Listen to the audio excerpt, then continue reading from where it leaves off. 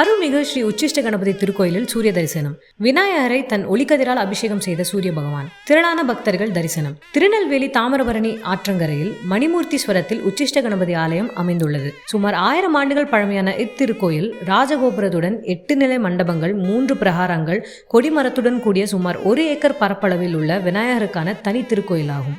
இங்கு விநாயக பெருமான் தன்னுடைய 32 தோற்றங்களில் 8வது வடிவமாக போற்றப்படும் உச்சிஷ்ட விநாயகராக 4 கரங்களுடன் யோக நிலையில் இடது மடியில் ஸ்ரீ நீலவாணி அம்பாள் அருள் பாலிக்கிறார்.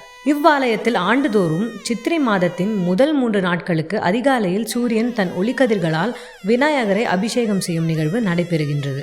இன்று ஸ்ரீ விஸ்வவாசு வருட தமிழ் புத்தாண்டு பிறந்தது. இதையொட்டி அதிகாலையில் நடை திறக்கப்பட்டு விஸ்வரூபம் காலை சந்தி நடைபெற்றன.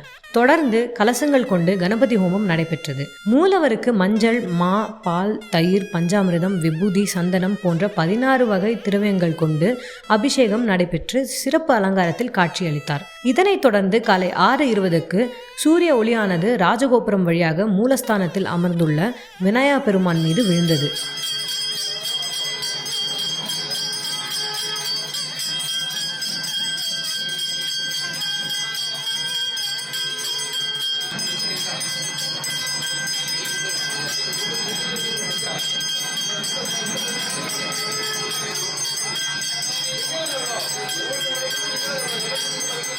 விநாயகரை தன் ஒளிக்கதிரால் அபிஷேகம் செய்யும் சூரிய தரிசனத்தை ஏராளமான பக்தர்கள் கண்டு மகிழ்ந்து தரிசனம் செய்தனர்.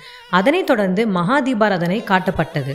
3 தினங்களும் சூரிய ஒளி விழுவதை முன்னிட்டு திருக்கோயிலில் லட்சார்ச்சனை, திருவிளக்கு பூஜை, புஷ்பாஞ்சலி நடைபெறுகின்றது.